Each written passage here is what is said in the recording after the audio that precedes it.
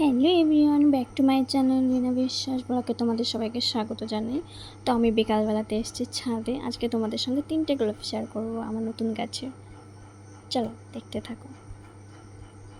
তো দেখো, ফার্স্ট এই কড়িটা এসছে, কিন্তু কালারটা আমি বলতে পারবো না, সাদার মধ্যে কেমন পিঙ্ক পিঙ্ক, তো খুব সুন্দর লাগছে দেখতে।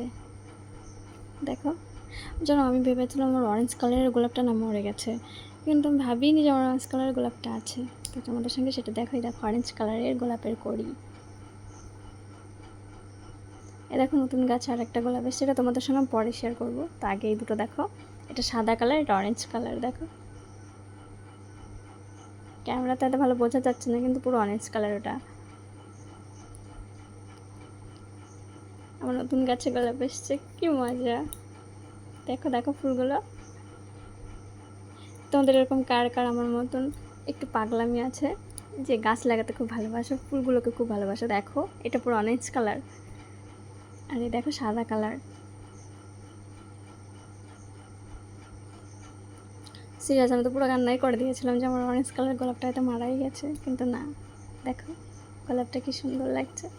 গোলাপ ফুল বলতে অ্যামেজিং, আমার খুব পছন্দ।